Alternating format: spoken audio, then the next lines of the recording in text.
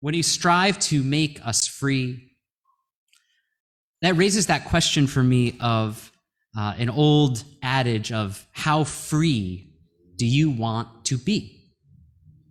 This is something, maybe it's not something we hear all the time, but it's something I think about a lot. How free do you want to be? The last few weeks, we've been talking about forgiveness. We've been talking about ways of freeing ourselves from old ideas, perhaps, or old ways we've been in pain or things like that. And the way we've been looking at it is through the concept of ho'oponopono, which is a Hawaiian way of looking at remedying wrongs. It goes much deeper than that. There, as I've said before, there are faith traditions in the Hawaiian lands and in the Hawaiian religion that hold to this as a remedy between the way that we might break kapu, which means to break somehow the relationship between humanity and the divine. We're not talking about it in that way. I'm not authorized or empowered to opine too much on that aspect, but it has come into the culture of these lands, of the communities in these islands through the carceral system and through other systems in this country, in this kingdom, to look at this idea as something that might be in our lives. So we went through some of the stages of ho'oponopono. The first is prayer, and the second was a statement of the problem and a discussion of the transgression or the problem. The third part was that a silence is taken to recognize the entanglement of emotions in these systems. And then next, families are expected to cooperate in the process and not hold fast to the problem, meaning cooperate in the process of fixing things. And then confession or repentance or forgiveness can take place. And then everyone releases each other. So the last 2 weeks, we've talked about those stages. There's 2 more in this process. The next is that there is an agreement to cut off the past. So convenient sounding. And so we'll talk about that today. And then the last one that I always get a kick out of is eating. Then we all eat. So we'll also get to that today. So first, this idea of cutting off the past from a spiritual perspective is really interesting to me, because one of the things that many spiritual guides and many faiths, traditions, and all kinds of people worry about is whether the folks that they're working with or the community they're in is living in the past. There's this old saying that there is nothing so futile and nothing so dangerous as wasting my future trying to make for myself a better past. I really can't do anything about the past because the time travel options I've seen are limited.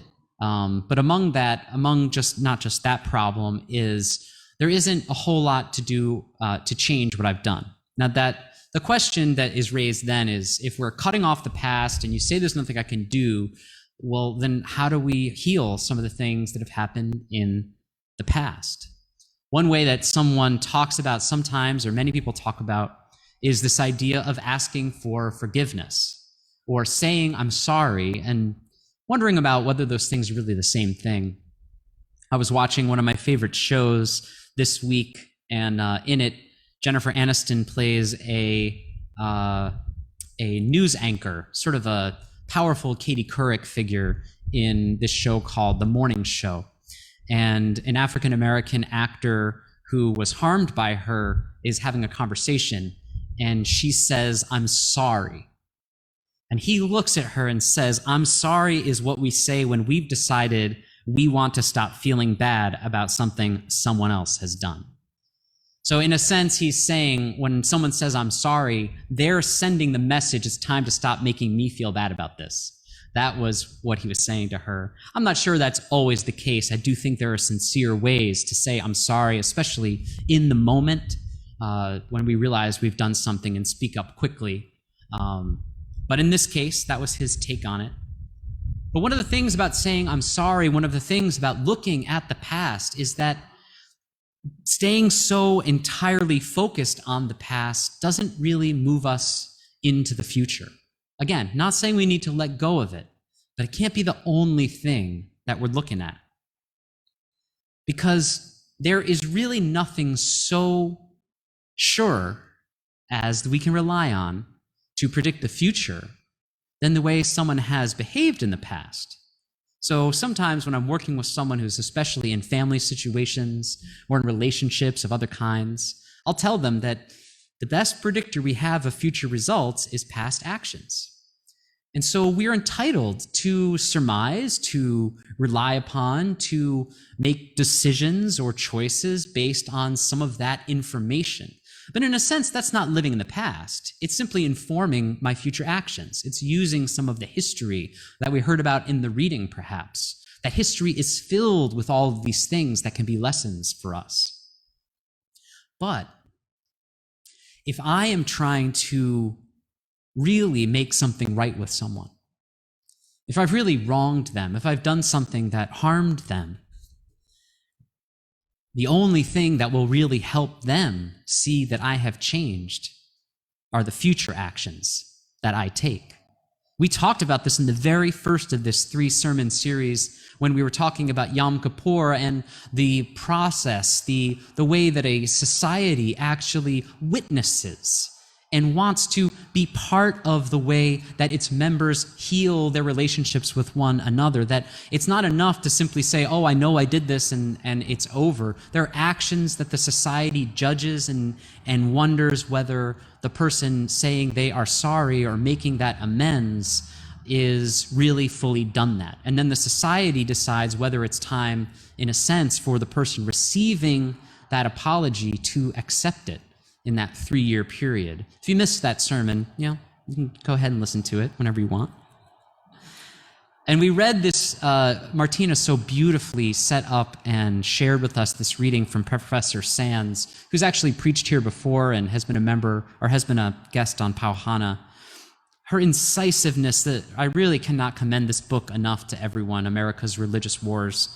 It really is a very beautiful take on realizing how much of what we think is just culture is religion, and how much that religion is still harming, still causing division in so many of the ways we talk to each other. There's another book I really commend to you called Talking with Strangers by the great Danielle Allen. I'm not going to get into that. Someday I will. She's just too smart for me. I'm sure there's some people here in the church who would like it more. She has a PhD from Oxford. That wasn't enough, so she got a PhD then at Harvard, and then she runs now an ethics, I think the entire ethics school learning group at Harvard.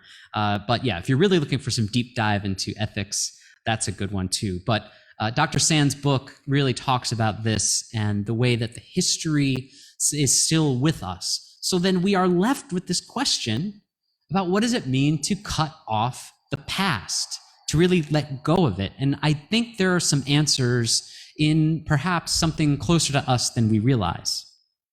See, there's something, a word that we use, especially at the time of Yom Kippur, atonement. And for a long time, I've heard people get up into places just like this or in other spaces and say, atone at one. It just means to come together. And for a really long time, I was like, that is some lazy work, And then I opened up an etymology dictionary this week, and I am sad to report that is actually true. That is actually what atone means. It means at one. It comes from the 16th century. I'm just atoning for all my highbrow, not working off a script, so I almost said something that comes out of a cow. Is really kind of, pointless. I had my own sort of coming to Jesus moment. It's a contraction literally modeled on adjunare, which is the Latin ad, which means at, and unare, which means one. And this word, adjunare, also happens to be the root of another word that we use every so often here in worship, unite, which is also the root of Unitarian. So I found it kind of funny that the word atone is an etymological synonym with unite. which forms the root of one of the ways we talk about our strands of faith here. And, whenever I do one of our Path to Engagements, whenever I talk about Unitarianism, I'm still wrapped up in the romance of it. I still want to talk about the theology that Arius had, and that on the errors of the Trinity that the great Miguel Servetus fought with John Calvin about. I love to get into that stuff because I need help. I'm a strange man. It's what I like to talk about. That's why I'm here. I'm just working all my stuff out with you. But, like literally, but the fact is, in 1961, our movement made a choice, in a sense, to cut off part of the past from our present.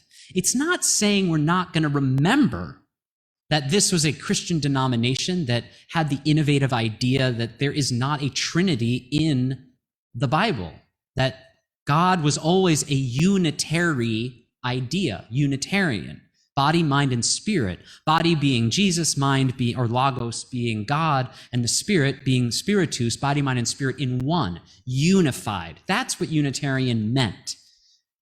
But in 1961, I posit whether we need to start thinking about whether that is that helpful a way to think about this anymore. I think about the color monster that Callie so beautifully shared.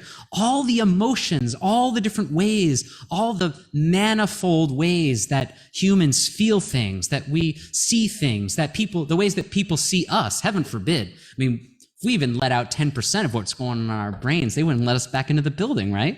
Everyone's going, that's right. To be fully seen, to be fully understood is part of what coming together, being unified really means. It's a kind of synthesis, a kind of integrity. These are all things that we're looking for in life. And I really think it's time to start thinking that way more and more. That the Unitarian part of our word really starts to mean unity, bringing together the many, many strands. And this is one of those questions. I was talking with a friend, and I said, this is talking about our past and trying to make a better future. The thing that comes to mind is reparations. And I said that so bluntly just to make you all feel inside what your reaction to that word is. Because everyone's got one. And one of the most common ways I hear that word responded to is, oh, but that's impossible. And it's just not. I've said before, I really think everyone who's ever lived should read the Ta-Nehisi Coates article from 2017 in The Atlantic called The Case for Reparations. It's a 13-part, it's a little long, it's about 7,000 words, I think. It's a little novella on it, but it takes you through some of the ways that this is possible, the ways of thinking, because that can never happen way of thinking never got anyone anywhere. That can never happen is actually, if you talk to some communities, that can never happen in our community, would say it's actually one of the primary things, especially our Jewish siblings, that they guard against, that kind of lazy thinking of that can never happen. Not to equate those two things, but that can never happen is the kind of cutting off the past that I don't think is that helpful. The cutting off from the past is perhaps the way in today that we are not governed by, or maybe not controlled by, not trying to remake a great future out of the past, but we still have the lessons. We still have the ways of remembering that come to us from the past. Because when we start saying never this, never that, can't do this, as we've said in other sermons, we start a division somewhere that isn't out in society, it's here or here. We start having juxtaposing voices, difference of opinion inside of ourselves. And I'm not saying we're ever going to totally agree with ourselves. That would be really, really boring. We need to be asking ourselves these questions all the time. But when we start to not have that unity, that way of bringing together the multiple voices, that holding things in tension, rolling over things, I call it the rock tumbler. It's just, sometimes there's things I've just got to mull over. If we stop doing that and get a univocal sort of one idea, we again are not going anywhere. And that division is what goes out into the world. We would be one in this new community.